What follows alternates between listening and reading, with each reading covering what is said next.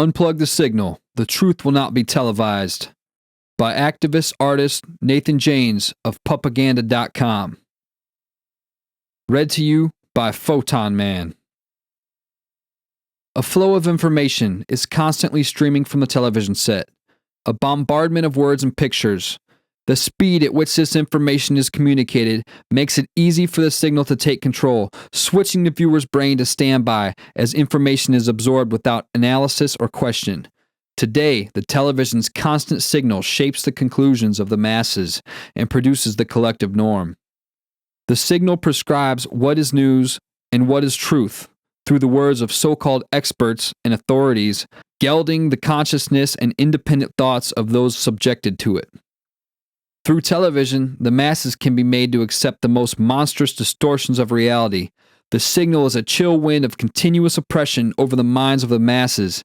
It controls the management of society and culture, creating uniformity across all subjects. The fuel for this vehicle of mass deception is a technique known as perception management, where an array of psychological techniques are used to alter the truth, leading the viewer to a desired conclusion. Some call this spin or propaganda, while others know it as lying. According to Joseph Goebbels, propaganda minister for Adolf Hitler, quote, "If you tell a lie big enough and keep repeating it, people will eventually come to believe it.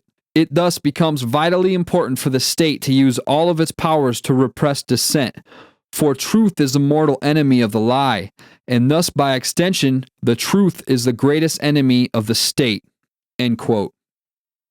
Most of what can be found on the nightly news is nothing but advertisements selling more government and a false reality that benefits only those in control.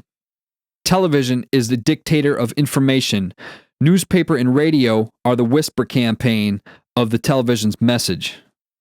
It is expected that Americans will consistently prescribe to the doctrine of the television. It is subtly communicated that one should stay within the collective and never challenge the message, for doing so may be considered an aggression towards culture.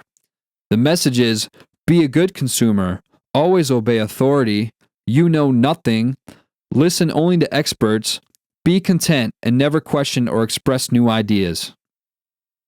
This signal is being broadcast across millions of screens, indoctrinating the unconscious minds of those who choose this as their only reality. Self-censorship occurs when these individuals become so deeply indoctrinated that they are afraid to discuss any information outside the paradigm of television-created culture. They police their thoughts to ensure they won't conflict with this culture. Sadly, many people's reality today does not allow any outside information to process. Instead, it is written off as conspiracy or blatant lies. Our consciousness has been destroyed so much that fiction has become reality. An entire lifestyle of poisonous foods, pharmaceuticals, and fluoridated water are accepted as safe and sold to us at the cost of our health and well-being. Those of the establishment are using the incredibly powerful weapon of mass psychology as a method of controlling the minds of the masses and altering the behavior of individuals. Edward Bernays, a pioneer in the field of public relations in the 20th century, applied Sigmund Freud's theory of psychoanalysis to manipulate the masses by engineering consent. According to Bernays, quote, "If we understand the mechanism and motives of the group mind, it is now possible to control and regiment the masses according to our will without them knowing it." End quote. Advertisers and psychologists of the billion-dollar culture creation industry manufacture trends through the proliferation of insecurities and manipulating desires and emotions. These concepts are also employed to control how individuals think about politics, as well as the possibilities and limitations within society. Those wielding power within our streams of mass communications market their plans into each generation as individuals adopt specific ways of thinking and never suspect that all major events and trends within their lifetime are actually planned by an elite few before they are even born. In our society today, culture is created from the top down. Virtually all forms of culture are created by the ruling class to build a false sense of reality, ensure social compliance, and control the future course of cultural evolution. Predictive programming is a tool used by the establishment to acclimate the public to new ideas, trends, beliefs, and threats. It is used through television by including certain situations or ideas within the plots of many fictional shows, familiarizing the viewer with these concepts no matter what they may be watching. When similar situations occur or like ideas are circulated in the world, we think that these particular things are quite natural, for we have unknowingly been made familiar with them through television. By viewing nearly any popular show on television, one can see the same propaganda that will be aired on nightly news. Propaganda on a wide array of subjects has been interwoven into a great number of television shows. Just a few of these subjects include global warming, vaccinations, torture, terrorism, national security, the militarization of police, and the degradation of the family unit. Through predictive programming, television shapes culture and prevents individuals from asking questions. Crises are created on a daily basis and broadcast across the airwaves to keep individuals in a state of panic and fear. Whether it be the threat of a pandemic or terrorism, the constant state of crisis has created a form of mental illness as we are slowly acclimated into an age of crisis. By using Hegelian dialect, the television promotes the problem, guides our reaction, and presents the solution. The problem of terrorism was exclaimed, a strong emotional response was evoked, and it was stated that our rights need be sacrificed in order to protect us from the threat. We've lost personal sovereignty under the guise of terrorism. We're stopped and searched, we're watched by cameras as we go about our lives, and we're encouraged to spy on our neighbors. We have been trained to accept the life of a prisoner. America is in a state of enlightened despotism, where most individuals live only to satisfy selfish inner desires and remain ignorant of the state of the world around them. In most public places, one can find a television transmitting propaganda around the clock, ensuring the masses remain focused on trivial matters. From birth, we take the world as it's presented on television.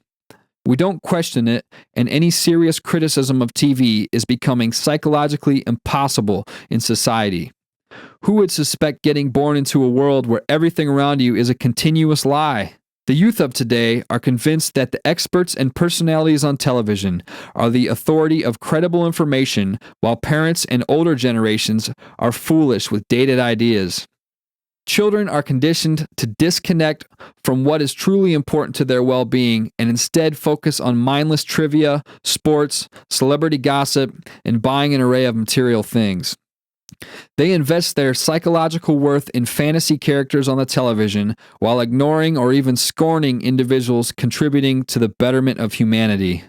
They are discouraged from getting involved in their local community and often lack the ability to think independently or to resist corruption.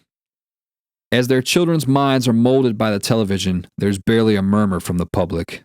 For over half a century, our society has lived under the signal of mental programming and conditioning. The message is clear. Don't be a leader, don't engage in critical thinking, and don't care about the people in your life. Until individuals become aware of the current information war, our standard of living and our liberties will continue to be degraded, and we will continue to lose communities and meaningful relationships between people. Currently, pockets of resistance are beginning to spring up everywhere as some unplug the signal and regain control of their own thoughts. Informed individuals are canceling their cable and satellite subscriptions and instead spending time with their families and children while participating in meaningful experiences. They are seeking alternative news sources. They are reading about those who wield incredible influence over culture like Edward Bernays, Zbigniew Brzezinski, Charles Galton Darwin, Plato, Bertrand Russell, and Aldous Huxley. However, it is a continuous battle to educate the masses, for the television remains our greatest threat to individual sovereignty and the largest obstacle to becoming a truly informed individual. Fortunately, unplugging from the signal is easy. The television can simply be turned off. Through doing so, you may realize nearly our entire world is now a hoax. Things once known as truth are fake. We have been trained like dogs to be obedient to our television. Our master has had our minds on a tight leash. Let us never forget, the truth will not be televised. Copyright 2010, Nathan Janes. This has been a PUPAGANDA production.